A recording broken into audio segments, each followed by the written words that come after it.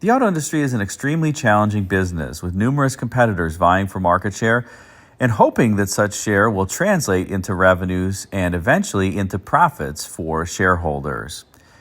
The business has been challenging over time and really has never gotten any easier since it began.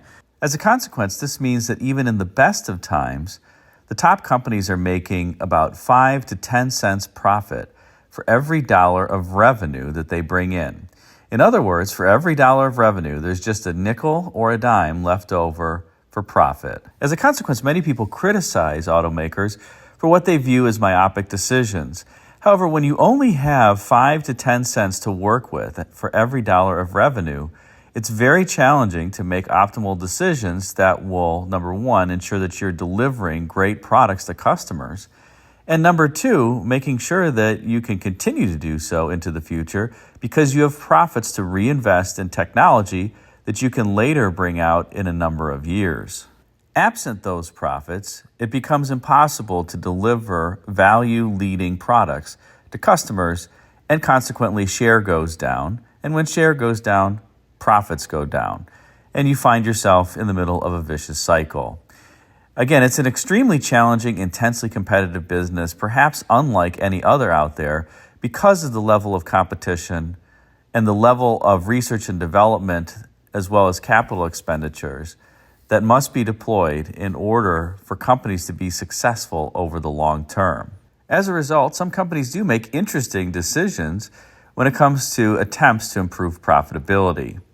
Many automakers focus on reducing fixed costs to ensure that they can remain profitable even in the event that markets tend to soften, which is true for the auto industry over time. It goes through up and down cycles. But sometimes there are especially curious decisions made in the hopes of boosting profitability. Such is the tale that I'm going to tell you about now, which is 100% factual and true, and also somewhat hard to believe. And that is how General Motors attempted to save money in the 1970s and 1980s and even into the 1990s by, let's say, perhaps a extremely innovative and strange cost-cutting technique. And this technique was that General Motors would often employ alternate spellings of commonly used words, or even in some cases invent new spellings of words in order to save money. Take a look, for instance, at this picture of a 1986 Buick Graphic Control Center CRT display, and notice the buttons that are surrounding it. And in particular, one button that says Gauges. Note here that Gauges is spelled G-A-G-E-S, not the typical way that one would spell gauges, G-A-U-G-E-S. Again, the latter would be the more commonly accepted spelling. G-A-G-E-S, and that spelling for gauges, is an acceptable practice and one way that you can spell the word, although it is highly uncommon. However, General Motors during this time period believed that by employing alternate spellings that had shorter lengths for words that they could save money.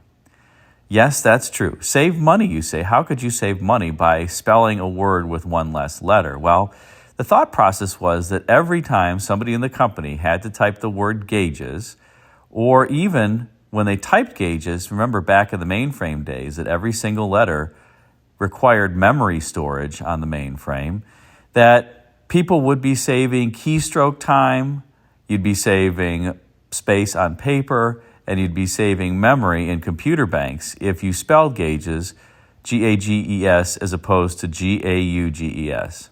And what I'm relating is 100% true.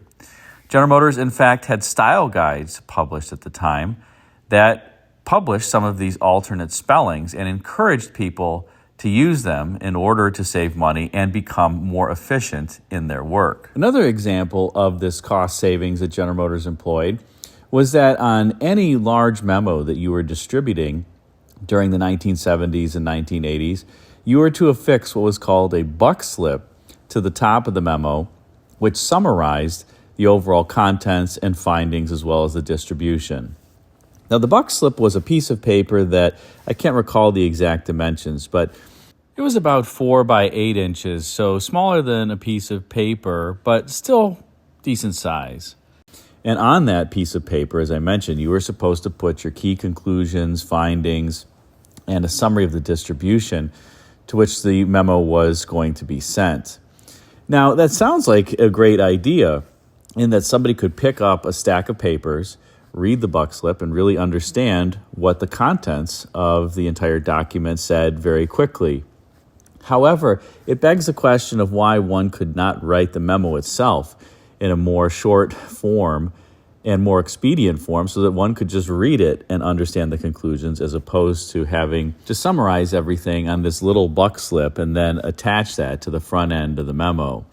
Interestingly as well, the buck slip was something that one often had to manually trim on a paper cutter to the correct dimensions before stapling it. In other words, you take your memo, you would type out the buck slip on a piece of paper, and then you would have to manually cut the buck slip on one of those large paper cutters before affixing it to the memo.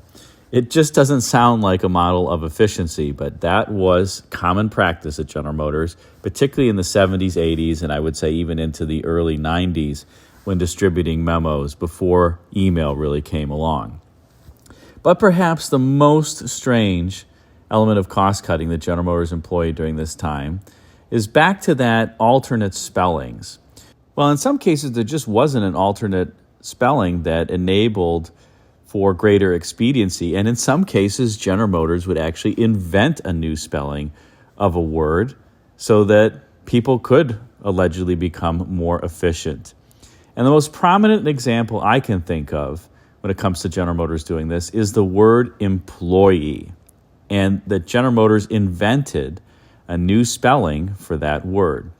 More specifically, General Motors and its style guides during this time period require that employees spell employee with just one E at the end of it, or two E's in total. So you'd spell employee E-M-P-L-O-Y-E,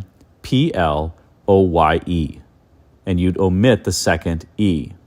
Again, the thought process here was that omitting that second E was going to save typists keystroke time, or individuals drafting memos keystroke time, and save space on computer mainframes, thus making the company entirely more efficient.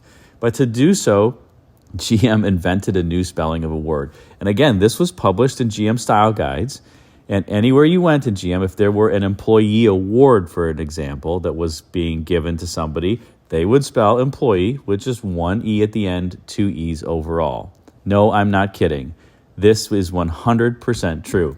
And ask any old-time GMer about it, and they will most certainly remember it. In fact, if you recall this and you're a former GM employee, be sure to comment on it, because I bet people won't believe what I'm saying here, but it is absolutely true.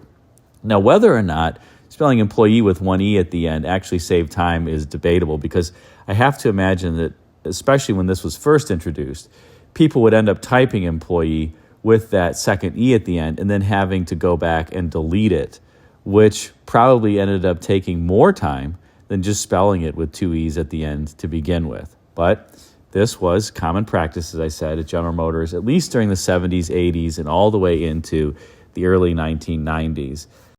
So I suppose it's a good thing that General Motors was not in the wedding business, because I'm not sure how they would spell fiance, as an example, when it came to a female fiance, which has two E's at the end.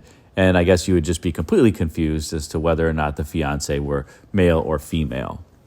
In any case, I thought you would enjoy this spotlight on one inventive way that General Motors tried to save money in a strange way, let's say. If you remember this and you were a GM employee, as I mentioned, be sure to comment and support me, because I guarantee that people will generally not believe this, but it's 100% true. Thanks again for watching. Until next time, take care.